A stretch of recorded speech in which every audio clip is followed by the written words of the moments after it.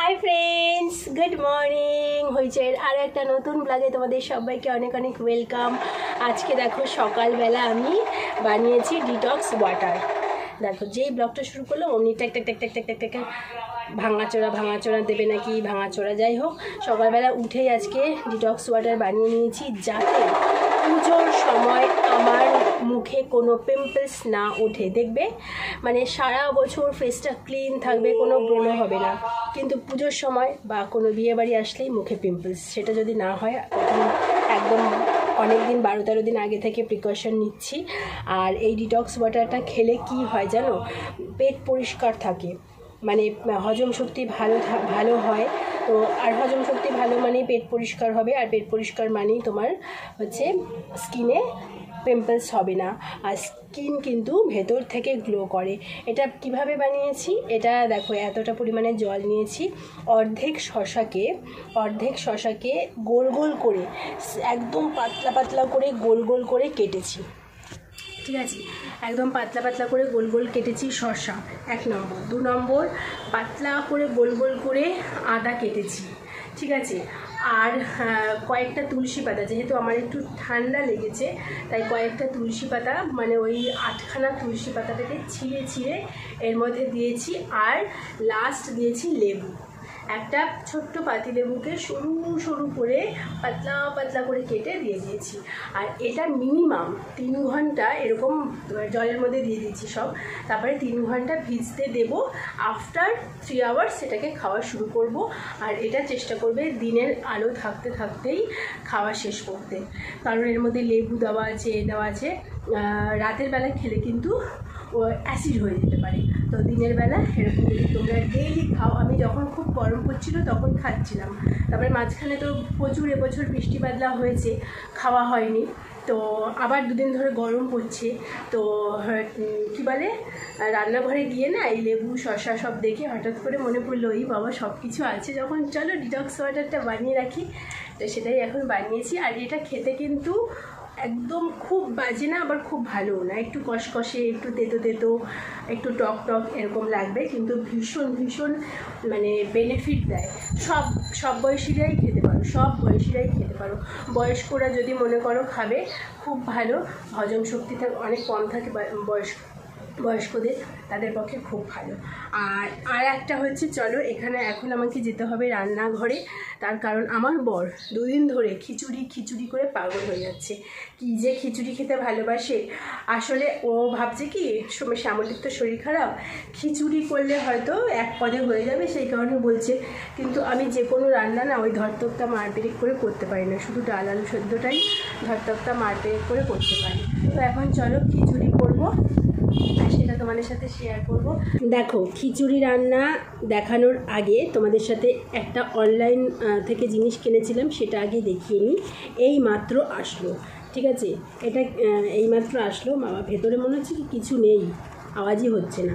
মিন্ত্রা থেকে এর আগে একটা জুয়েলারি কিনেছি, তোমাদের দেখিয়েছিলাম, এবং সেটা দিয়ে মানে কি বলবো স্টাইলিং করা হয়েও গেছে শাড়ির সাথে, সেটাও তোমরা দেখেছো। আরও একটা জুয়েলারি অর্ডার করেছি, তো সেটাই তোমাদেরকে দেখাবো কি জুয়েলারি অর্ডার করেছি। তুমি আমার এই দেখো, আরে বাবা আর কিছু নয়, দেখো এইটুকু জিনিস 200 টাকা নিয়েছে না। যদিও বা এটা যদি কোনো মেলা ফেলা থেকে বা থেকে কোথা দিয়ে খুঁজবো গো, এই তো পেয়ে গেছি।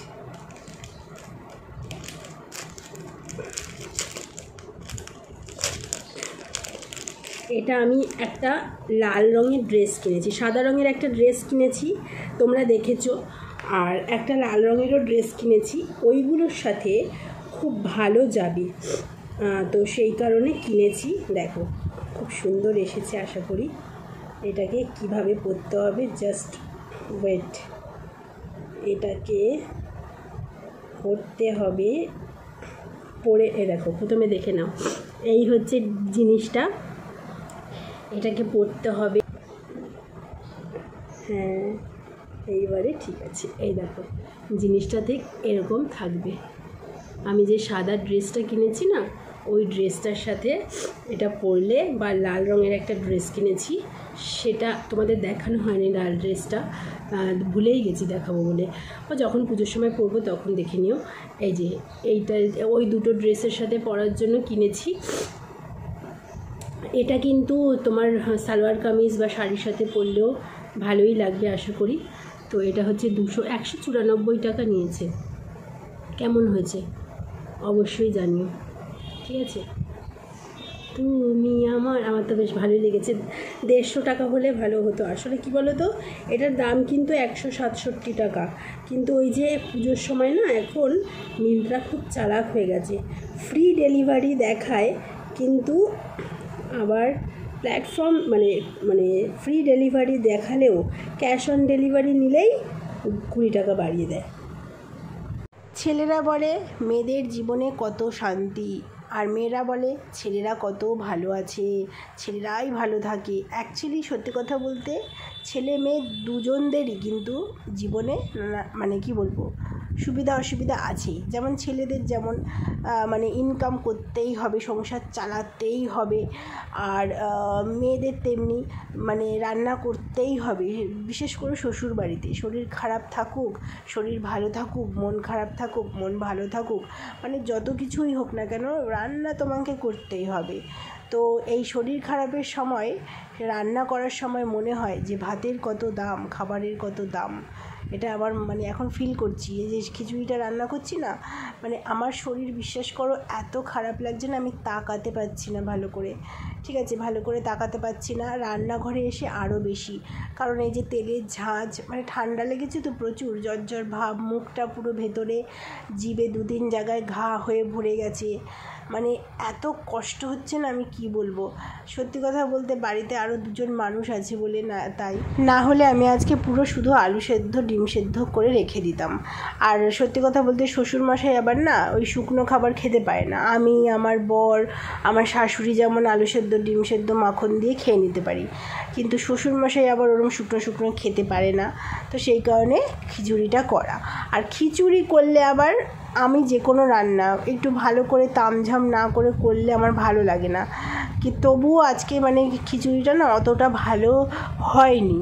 কারণ হচ্ছে ওই যে পরিমাণটা অনেকটা বেশি করেছি, যেহেতু দুবেলা খাবো, আর তারপরে হচ্ছে শরীরটাও খারাপ, একদম মন দিয়ে করতে পারিনি। এই দেখো খিচুড়ি এবারে খাওয়ার পালা। একটুখানি আমের আচার নিয়ে এসেছি, আমার শাশুড়ি আচার দিয়ে খেলো বলে বলছে যে একটু আচার নিয়ে নিস খাওয়ার সময়, খুব ভাল লাগবে আমের আচার। লাস্টবার যখন মেলায় গেলাম ভুলেই গেছি, এত প্লেট বাটি এসব কিনে কিনে আচারের কথা ভুলেই গেছি। পরের বার যখন যাব তখন অবশ্যই আচার কিনে আনতে হবে। খিচুড়ি দিয়ে দেখবে সত্যি আচার ভালো লাগে, আলুর পরোটা দিয়ে আচার ভালো লাগে।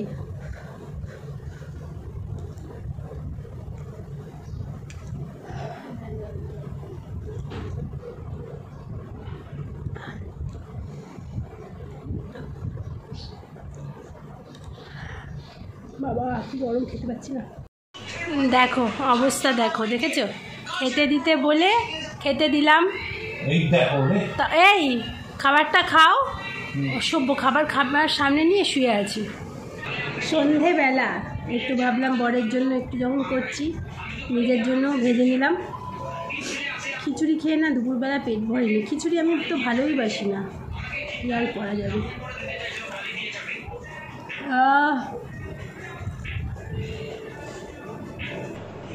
পেঁয়াজিটা না নুন করা হয়েছে। আজকের ব্লগটা যে তোমরা দেখছো এটা হচ্ছে গতকাল আর আজকের নানান রকম ভিডিও ক্লিপস মেশানো। আর দেখো আমার বরকে কি সুন্দর সাজিয়ে দিয়েছি, আমার বরের ফেভারিট প্লেট এটা।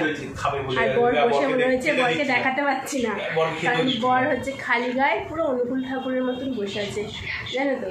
চলো বরকে আজকে এখন শর্টস বানাবো। এবার কি খাচ্ছ? এই জামা পরো, অনেকদিন শর্ট বানানো হয়। সারাদিন কাজ করে এসেছি, আমার সঙ্গে করো না, কালকে করো, কালকে দুপুরবেলা কালকে একটু খেলে খেলে বুঝবো। এইটা কত কিছু দেওয়া আছে, ওই যে দেখো গেঞ্জিটা, ওই ভগবান মানে কি বলবো, মানে নিজে মানে খেতেও দেবে না আমার কান্দিতে, পরের দিন তো খাবোই না সারা বাড়িতে খেয়ে আসবো। আর এইখানে আমি বসে পড়েছি আমার খাবার নিয়ে। এখন বাজে 9:45। তো আজকে ডিনার করতে করতেই আজকের ব্লগটাও শেষ করছি। সবাই ভালো থেকো, সুস্থ থেকো, আনন্দে থেকো। আর যদি মনে হয় আমার ভিডিওটা লাইক দিতে পারো, চ্যানেলটা সাবস্ক্রাইব করেও দিতে পারো, এটা যদি একটু দয়া করো আর কি তোমরা। চলো, বাই বাই।